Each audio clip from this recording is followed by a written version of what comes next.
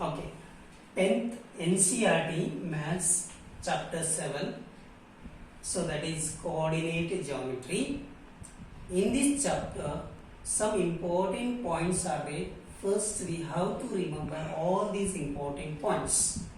Okay, now first point, two mutually perpendicular intersecting lines are called coordinate axes. That means here x-axis, horizontal line is said to be x-axis, vertical line is said to be y-axis. Here two lines are mutually perpendicular to each other.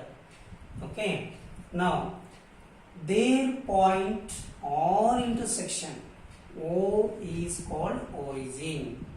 Now that point where two lines are intersecting, that point is said to be origin. Then the horizontal line is called x-axis. You know that already you were studied in previous class. Horizontal line is called x-axis, or we can call it as abscissa, or we can take it as x coordinate. We can call it as x coordinate. Next point, the vertical line is called y-axis. Vertical line is called y-axis. It is also called as ordinate or y coordinate. Next point, now Cartesian plane. What is that Cartesian plane? Cartesian plane is nothing but the plane determined by x-axis and y-axis is called Cartesian plane or xy plane. So this is called the Cartesian plane or xy plane. Now here in this plane we made four parts. So this part is said to be first quadrant. This part is said to be first quadrant. This part is said to be second quadrant. Then this part is said to be third quadrant, and this part is said to be fourth quadrant. There are totally four parts. Now here 0 to x, this side x, then left side x complement, or we can say that x dash. Now 0 to x, all here x values are greater than 0. So x values greater than 0.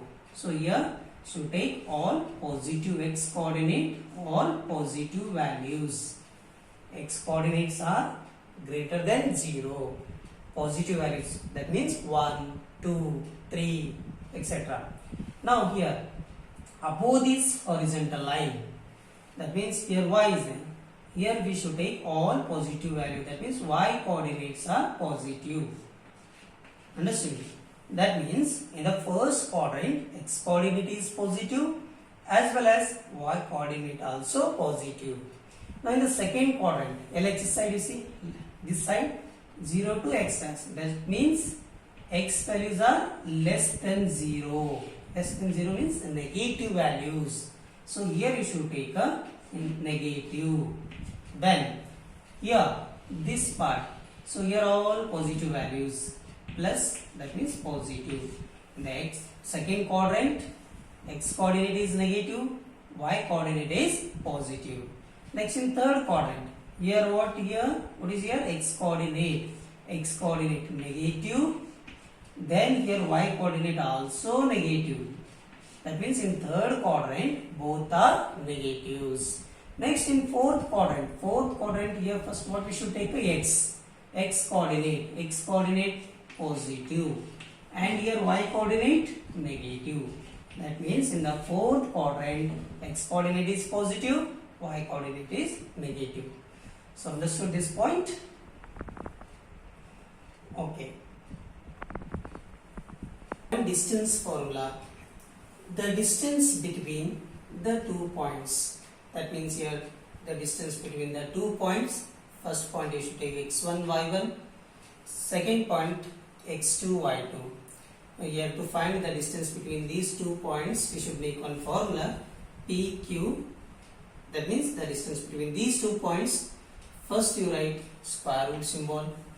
Then one easy method here, how to remember the formula. First you should write a x minus x, x minus x. Then you should write 2 here 1 whole square plus here y minus y 2 and 1 whole square. This is the easy way to remember the formula. Once again I will tell you, this square root symbol you have to put. X minus x you should write, then here 2 1 whole square plus y minus y here 2 1 whole square. That means square root of x2 minus x1 whole square plus y2 minus y1 whole square. This is the formula to find the distance between these 2 points. Okay. Then next point is the distance of a point from the origin. Origin means here the coordinates at the point origin are x coordinate is 0 as well as y coordinate also 0. So here one point we should take P, x, y, another point, that means this point is at the origin. O 0, 0. Here x coordinate is 0, y coordinate is 0. So this time the formula becomes square root of x square plus y square. That means the distance of a point from the origin. From the origin, when it is given the point, we should take directly this formula. So how to find here formula here? OP, you know that the distance between the 2 points, this is the formula. So OP is equal to square root of, now here x coordinate is 0, y coordinate is 0. So one point you should take x, point x.